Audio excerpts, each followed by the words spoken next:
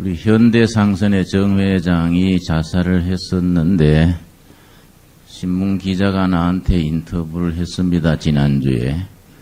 현대 정 회장 자살한 것에 대해서 목사님 한 말씀 해 주십시오. 그러길래 말씀 하나마나 사나이로서는 비겁한 기요.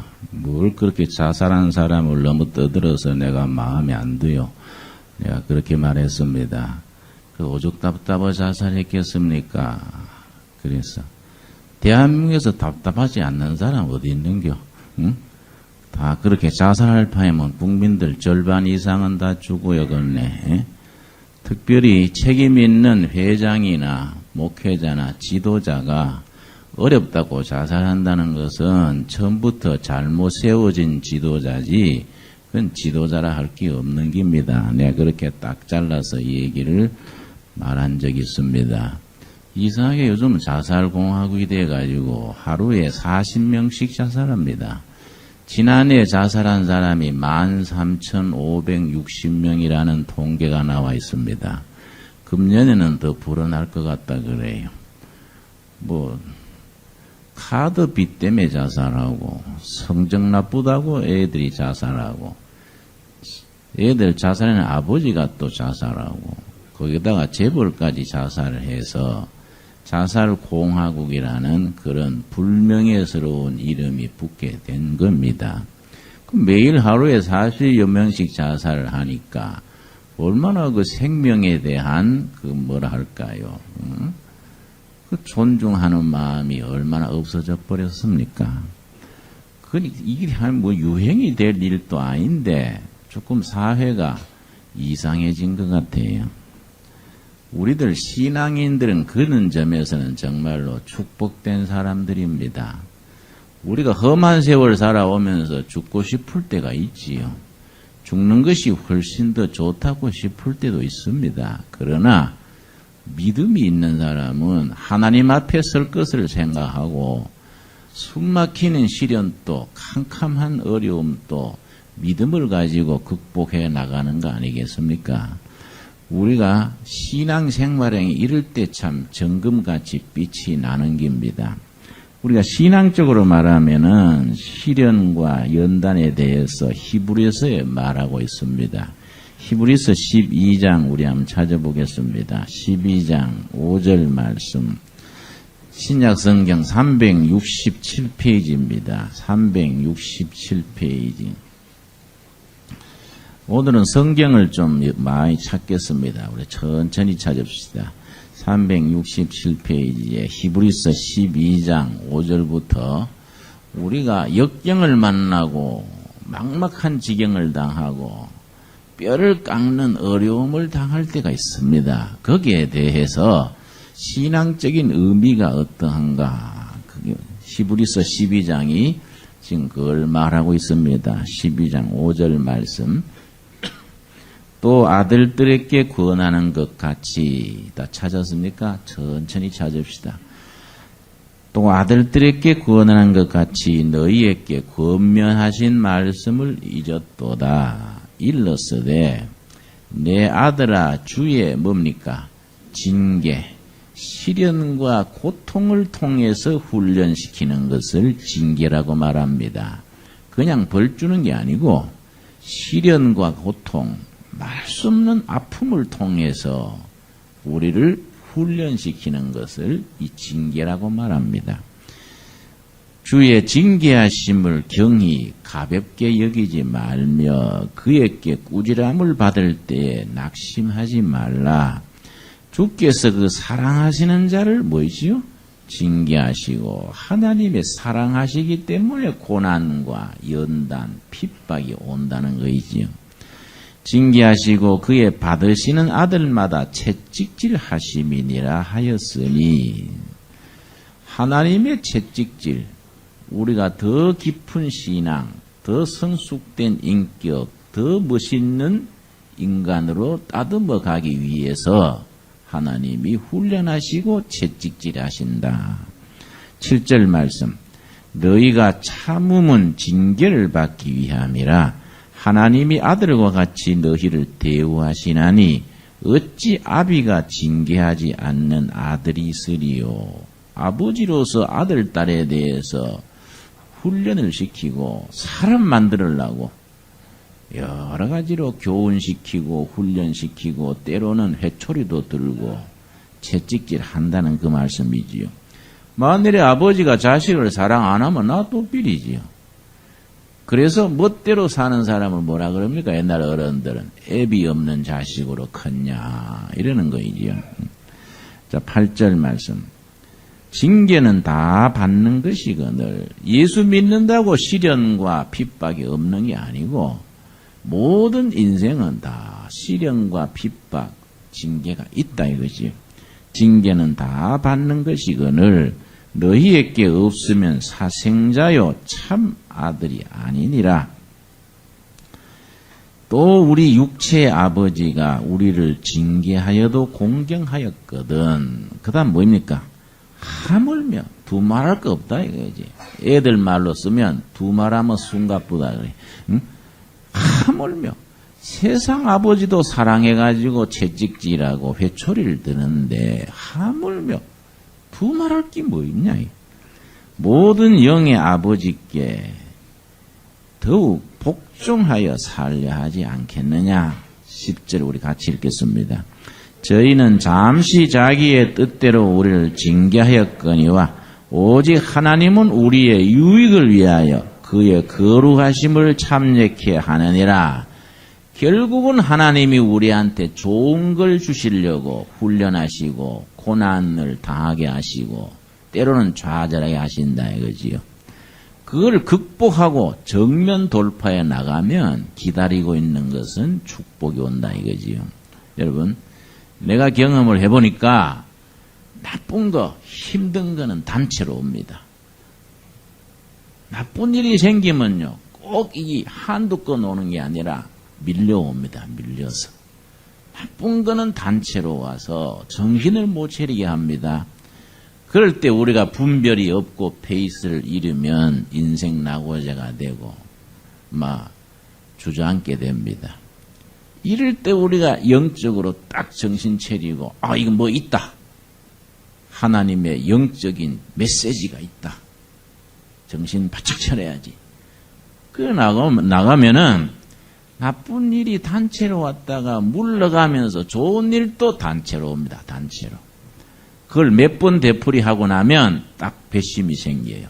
하하, 요즘 나쁜 일이 자꾸 단체로 오는 거 보니까 몇 달 뒤에는 좋은 일이 단체로 올 징조로다. 희망을 가지고 준비하자. 이렇게 나가면은 결국은 좋은 세월이 오는 겁니다. 내가 경험해보기 그래요.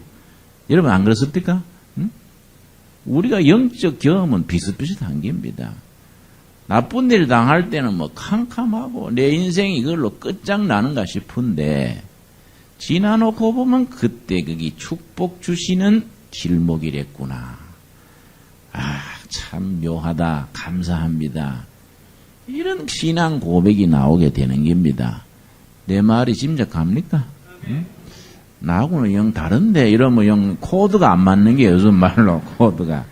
자, 그 다음 말씀 11절 무릇 징계가 당시에는 즐거워 보이지 않고 슬퍼 보이나 후에 그로 말미암아 연달한 자에게는 무슨 열매 맺습니까?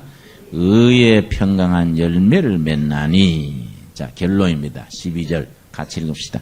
그러므로 피곤한 손과 연약한 무릎을 일으켜 세우고 너희 발을 위하여 곧은 길을 만들어 저는 다리로 하여금 어그러지지 않고 고침을 받게 하라.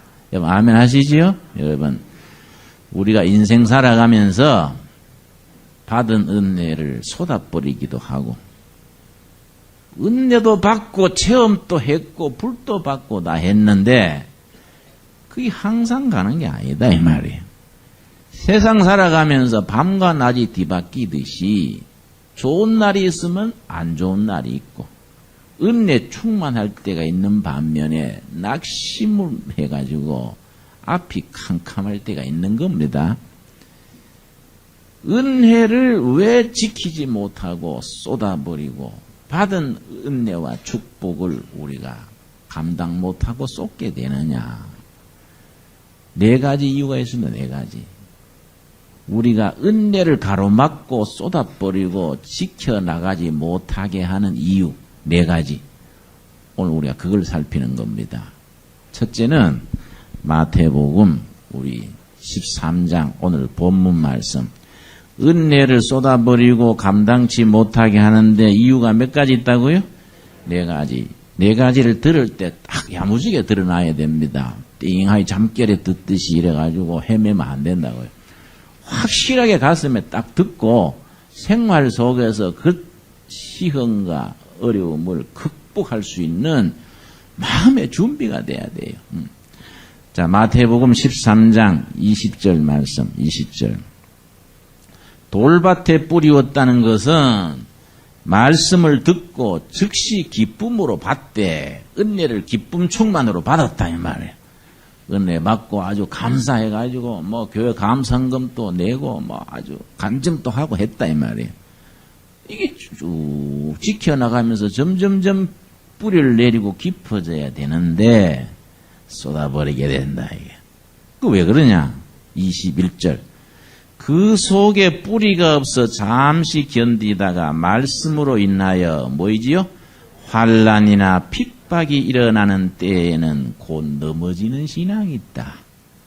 환난과 핍박, 시련과 연단을 만날 때 그걸 뿌리를 더 내리고 은혜가 더 깊어져야 되는데 시험을 감당치 못해가지고 쏟아버려요.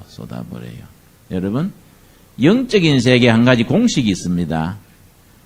좋은 은혜 받고 믿음으로 다짐하고 나면은 꼭 그걸 쏟아버릴 시험이 옵니다. 다 그 사탄의 시험이 와요. 그건 100%입니다. 100%. 집회에 가서 은혜 받았거나 주일날 말씀에 은혜 받았거나 특별 상기도 가가지고 은혜 받고 야 한번 잘해봐야지. 딱 결심하고 집에 딱 들어서는 순간 멀쩡하던 남편이 어디 돌아다니는 거야? 뭐 그러고 눈을 쌍심지를 해가지고서는 괜히 알면서 시비 거는 게 시비. 응? 또 멀쩡한 아들이 또 속을 확 뒤집기도 하고 꼭 은혜 받고 잘해보려 그러면은 엉뚱한 시험이 생기는 겁니다. 그걸 우리가 영적으로 분별해서 왔다. 아 바로 요때다. 이걸 잘 넘겨야 받은 은혜가 더 깊어지는 기다. 이래 척 연결이 돼야 되는데 영적으로 딱 깨어있지 못하면 그렇지 못하는 경우가 있다. 그래서 고린도전서 10장 13절 찾아보겠습니다. 고린도전서 10장 13절 말씀. 10장 13절 다 같이 찾겠습니다. 13절 말씀. 우리 내 순서에 맞추어서 천천히 말씀을 마음으로 받아들이면서 같이 읽읍시다.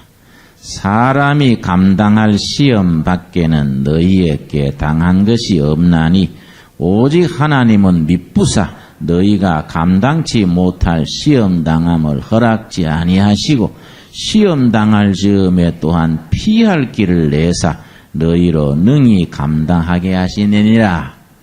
말씀드린 것처럼 은혜 받고 잘해보려면 꼭 시험이 오는데 하나님께서 우리 감당하지 못할 시험을 안 주신다. 그러고 영적으로 잘 살펴 겸손하게 순종하면 그 시험에는 피할 길도 같이 들어있다 이거지. 그 고비를 넘기고 나면 하나님이 예비하신 축복의 경지가 나타난다. 그런 은혜로 우리가 나아갈 수 있게 되기를 바랍니다. 자, 우리 은혜를 가로막는 것에 두 번째가 있습니다. 두 번째. 첫째는 시험과 핍박, 환난이 우리를 은혜를 쏟아버리게 하는 것이고, 둘째는 습관적인 죄에 빠져 있을 때. 왜 습관이란 말을 붙이냐 하면은 성령께서는 한두 번 죄 짓고 하는 것은 이해를 하십니다. 잘못 들으면 오해하기 쉽습니다만은 죄를 안 졌으면 좋겠는데 인간이 숨쉬고 사는 한 죄를 짓게 됩니다. 알게 모르게 죄를 짓는단 말이에요. 성경을 가만히 전체를 읽어보면 하나님께서는 우리 죄 짓는 걸 나무래시는 게 아니라 그것도 하나님이 기뻐하지 않지만은 성경의 핵심은 인간이 살면서 죄와 허물을 범할 수 있다 이거야. 그런데 왜 회개하지 않느냐? 왜 회개하지 않고 자꾸 죄를 밥 먹듯이 되풀이하느냐? 우리 주님이 그걸 나무래시는 겁니다. 그걸 베드로 후서에 뭐라 그랬냐면은 우리 베드로 후서 한번 찾아보겠습니다. 베드로 후서 2장 20절 말씀. 베드로 후서 우리 천천히 찾습니다. 2장. 신약 성경 386페이지. 여러분이 성경 잘 못 찾을 것 같아서 내가 아주 서비스로 페이지를 자꾸 읽어드립니다. 모두 바빠가지고 성경 읽기 힘들지요. 덥기도 하고 텔레비도 봐야 되고 뭐 그래서 내가 성경 잘 못 찾을 것 같아서 하나 이거는 이제 뭐라 하게요. 고객 서비스 한 게 있지요. 자, 387페이지. 말해놓고 보이 좀 이상하네. 예. 20절 말씀. 베드로 후서 2장 20절 말씀. 만일 저희가 우리 주 되신 예수 그리스도를 알므로 세상의 더러움을 뭡니까? 피한 후에 은혜 받고 세상을 유혹과 시험을 벗어난 후에 그 말이지요. 다시 그 중에 얽매이고 지면 그 나중 형편이 처음보다 더 심하리니 의의 도를 안 후에 받은 거룩한 명령을 저버리는 것보다 알지 못하는 것이 도리어 저에게 나으리라. 그 다음 22절이 아주 유대나라의 속담을 가지고 썼습니다. 참 속담에 이르기를 개가 그 토하였던 것에 돌아가고 돼지가 씻었다가 더러운 구덩이에 도로 누웠다 하는 말이 저희에게 응하였도다. 다시 말씀드리거니와 산호라면 허물을 범하고 실족하고 죄를 짓게 된다 이거지. 성령님이 우리에게 재촉하시는 것은 왜 그 죄에서 벗어나서 회개하고 빠져나와야 되지 자꾸 습관으로 그 자리에 머문다 이거예요. 이거는 받은 은혜 쏟아버리고 은혜를 가로막고 이거는 시험에서 져버린다 이거예요. 제가 다녀보면요. 옛날에 뭐 방언 은사, 병 고치는 은사 12가지 은사 받았던 사람이 교회도 안 나와버리고 술독에 빠져 사는 사람도 있고 옛날에 그렇게 체험하고 신학가를 했던 사람이 완전히 세상에 짝해가지고 아예 불신자보다 더 못된 생각하고 있는 사람도 있다 이 말이에요. 응? 죄에서 우리가 습관적으로 빠져 있을 때 이거는 우리 은혜를 쏟아버리고 은혜를 가로막는 거이지요. 그러니까 우리가 마음밭을 갈아서 죄를 끊고 우리가 하나님 앞으로 나올 수 있는 그런 영적 결단, 담력이 정말로 중요합니다. 세 번째가 뭐이냐? 세 번째. 누군가를 미워하고 사람을 증오할 때 미움의 자리에 성령의 사랑이 은혜가 자라지를 못해요. 특별히 부부관계가 대단히 나쁜 분들은 은혜 생활에 대단히 지장이 있습니다. 사람 관계와 이 하나님 관계는 서로 같이 나간 거거든요. 한 3년 전에 내가 아침에 예배 보러 나오는데 집사람이 뭔 얘기를 아주 기분 나쁘게 했어요. 그 내가 조금 말다툼을 했는데 설교가 안 되더라고, 설교가. 그러니까 사람 관계가 금이 가버리면은 은혜가 그 금으로 다 쇠나간다. 사람을 미워할 때 특별히 부부 관계가 틈이 있어가지고 자꾸 부부싸움하는 사람들 있지요. 이게 큰 문제가 되는 게입니다. 꼭 주로 부인 쪽에서 무슨 병이 먼저 오거나 아주 우울증이나 위궤양이나 심지어 뭐 성인병 같은 아주 인간관계라는 게 얼마나 이 참 심각한 것인지 미움과 다툼이 있으면 안 돼요. 그런데 내가 어떤 부부들을 가만히 보면 부부 싸움을 즐기는 것 같아. 차 타고 가다가도 막 괜히 소리 빽빽 지르고 나는 내일 한다 차 쉬어라 그래서 그러고 또 우리 집 보고 가는 것 같네. 그런 사람 없습니까? 어느 한쪽이 참으면 되는데 참으면 벼락이나 떨어질까 해가지고 안 참는 기라. 응? 당신이 참으소 네가 참어라. 그런 게 아이고 왼수 그래서 하니까 왼수가 사느라고 얼마나 힘들겠어요. 이 은혜가 잘하지를 못해. 맨날 초신자라 초신자. 이걸 극복해야 돼요. 이거 극복해요. 그래서 복음서에 뭐라 그랬냐면은 예배 드리다가 제사 지내다가 사랑관계 맥힌 거 허물이 있거들랑 그것부터 풀고 와서 제사 지내라. 기억납니까? 마태복음 5장입니다. 마태복음 5장 23절. 마태복음 5장 23절 말씀.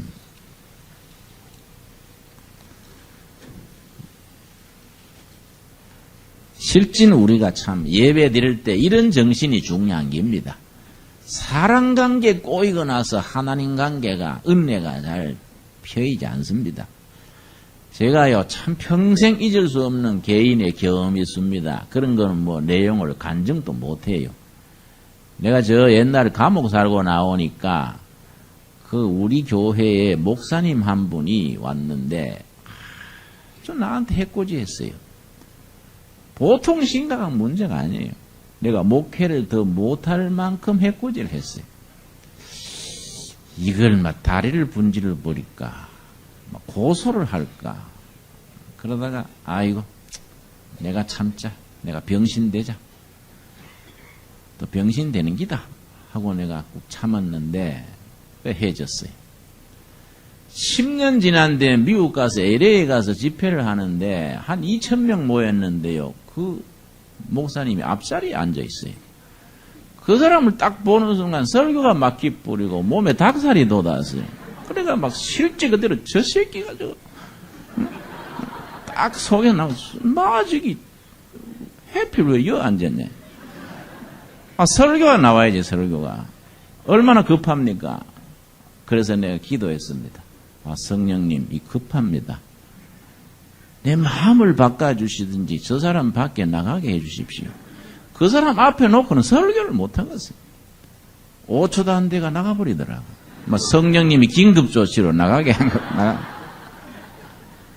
그래서 내가 내 마음을 깔아주느라고 찬송 한 장 부르겠습니다. 364장. 내가 좋아하는 찬송이니까 4주를 가까이 한 장 부르고 마음을 가다듬고 설교를 다시 마쳤지요. 여러분 어떤 집회에서 목사님 설교하다가 찬송 부르시다 그럼 어디 미운 사람 하나 앉았구나 그래 한번 대충 맞을 깁니다. 설교 마치고 다 마친 뒤에 이제 집회 가면 밖에서 인사합니다. 인사 다 마친 뒤에 저 기둥 뒤에 몸을 숨기고 있다가 나와서 김진홍 목사 나를 용서하시오. 이러는 거예요. 선배 목사인데. 그래서 내가 다 지나간 세월 아닙니까? 그래 악수를 했는데 뭐라는 거 아니. 김진홍 목사가 나 때문에 어려움을 당한 것보다가 나는 20배, 30배 더 고통당했수다. 김진홍 목사한테 한 짓 때문에 그게 항상 기록에 따라다녀가지고 나는 제 구실을 못해요. 아주 눈물이 글썽거리면서 아주 그렇게 사과를 하더라고요. 그래서 내가 은혜 받았어요. 그래서 악수하고 그랬는데 LA에 내 서울대학 출신 내 동기 목사가 있습니다. 그 다음 만나서 내가 식사하면서 아무개 목사 있잖아. 나를 해코지한 사람. 집회 때 와서 사과하러 왔더라. 그래서 뭐? 네가 그걸 놔뒀나? 그리고 악수하고 해줬지. 그랬더니 너는 병신이야 병신. 다리를 분질러 놓지 그걸 그냥 둬서. 그래서 야 니도 목사가 나도 목사인데 성경에 다리 분질러라는 게 어디 있냐? 그랬더니 내 친구 목사가 네가 예수라? 그래서 우리 그런 얘기했어요. 인간의 미움과 증오 한풀이를 가지고 있으면 영적으로는 안 돼. 영적. 우리 문화는 특별히 중국 문화는 복수의 문화입니다. 복수. 무협 소설 있지요? 무협 영화 보면은 아버지 때 원수를 자식이 복수하고, 우리나라 문화는 그 기본 코드가 뭔지 압니까? 한풀이 문화입니다. 한풀이. 이게 영적으로 지장이 있는 겁니다. 십자가 밑에 하나님께 이미 받은 사랑으로 다 떨어버리고, 하나님이 용서해 주셨으니까 나도 용서한다. 그래서 주기도문에 뭐라고 되어 있습니까? 너희가 너희에게 뭐한 자? 죄 지은 자를 용서한 것 같이 우리 죄를 용서하여 주옵시고. 얼마나 깊이가 있는 말씀인지 모릅니다, 여러분. 그런데 영적인 세계에 법칙이 있습니다. 용서한 사람이 은혜를 받아요. 용서받은 사람보다가 용서한 사람이 축복받게 되어 있는 겁니다. 그걸 아셔야 돼요. 사람을 미워하고 사람을 증오할 때 은혜를 가로막는 거이다. 우리 받은 은혜 생각하고 다 떨칠 수 있는 은혜를 우리가 가질 수 있게 되기를 바랍니다. 자, 은혜를 가로막는 게 몇 가지라고요? 얘가 이제 2가지 나왔지요? 3가지 나왔습니까? 예. 또 한 가지가 뭐냐? 우리 은혜를 가로막는 건 뭐냐? 근심과 염려에 빠져 있을 때. 근심과 염려. 세상에 왜 근심거리가 없겠습니까? 사방에 근심거리지요. 그러나 영적인 세계는 근심에 머무르지 말아라. 그게 바로 예수님의 말씀입니다. 요한복음 14장 1절. 요한복음 14장 1절. 세상에는 근심과 염려로 가득히 차 있지만은 근심과 염려 대신에 다른 걸 취해라. 다른 거. 그게 뭐냐? 예수님이 하신 말씀입니다. 예수님이 가난한 나라에, 식민지 국가에, 그 벽지에, 아버지 없는 가정에 맞이로서 얼마나 가난과 서민들의 염려를 몸소 체험했겠습니까? 그런데 예수님이 그런 사정을 다 아시면서 하시는 말씀이 14장 1절. 우리 같이 읽읍시다. 너희는 마음에 근심하지 말라. 하나님을 믿으니 또 나를 믿어라. 염려 대신에 다른 걸 해라. 다른 게 뭡니까? 믿음이다. 믿음. 세상에 염려 없는 게 아니다. 이게. 염려 근심이 쫙 깔렸는데 염려 대신에 뭘 가지라고요? 믿음이다. 여러분, 스위스에 융이라는 심리학자가 있었습니다. 칼 구스타브 융. 아주 훌륭한 심리학자, 정신치료자입니다. 칼 융의 글을 봤더니 뭐라고 썼냐면은 모든 정신병자는 근본적으로 치료되는 경우는 없다. 다만 보다 높은 단계로 발전할 따름이다. 바로 이 말이에요. 근심과 염려 속에 정신병이 생기고 우울증이 빠지고 죽고 싶고 한데 이게 근본적으로 치유되는 건 없다. 보다 높은 단계, 믿음의 단계, 소망의 단계, 희망을 가지고 믿음을 가지고 그걸 극복한다. 극복. 그러니까 벌써 성경은요. 정신병 치료할 수 있는 교과서지. 교과서. 우울증이나 무슨 신경쇠약이나 염세증이나 치료할 수 있는 교지지. 너희는 마음에 근심하지 말라. 하나님을 믿으니 뭡니까? 나를 믿어라. 믿음을 가지고 세상을 극복해라. 극복. 염려 근심 많은 세상에 얼마나 염려되고 근심 많고 힘들었으면 하루에 40명씩이 자살합니까? 이 사회가. 그러나 우리들 하나님의 백성들은 염려 근심 쳐다보는 게 아니라 십자가 위에 예수님 바라보는 거예요. 그 예수님을 주인으로 모시고 어떤 시험과 역경 환난도 소망 중에 이기게 해주시는 예수님의 위로와 평강, 능력을 받게 되는 겁니다. 그런 신앙에서 우리가 날마다 삶이 예수님 때문에 행복해질 수 있기를 바랍니다. 나 때문에 불행하고 내 사랑하던 사람 때문에 우울해지고 인간 때문에 내가 좌절했다가 예수님 때문에 행복해지고 용기를 가지고 확신을 가지고 세상을 아주 정면 돌파로 당당하게 이겨나가는 우리 신앙인들이 될 수 있기를 바랍니다. 기도하겠습니다. 주님 은혜를 감사드립니다. 저희가 살아가는 세상에는 온갖 시련과 장애와 염려와 근심이 있습니다. 그런 것들에 져버려서 눌려서 낙심하고 은혜를 쏟아버리고 탄식하는 불쌍한 우리가 되지 않게 하여 주시옵소서. 믿음으로 근심을 이기고 소망 중에 환난을 극복하고 우리 주인 예수님으로 인하여 내 자신의 허물을 이겨 행복한 세월을 살아가게 이끌어 주시옵소서. 너희는 근심하지 말라. 하나님을 믿으니 또 날 믿어라. 그 말씀에 우리 영혼 깊은 곳에서 아멘으로 화답하는 우리들의 심령이 되게 하옵소서. 예수님 이름 받들어 기도드렸사옵나이다. 아멘.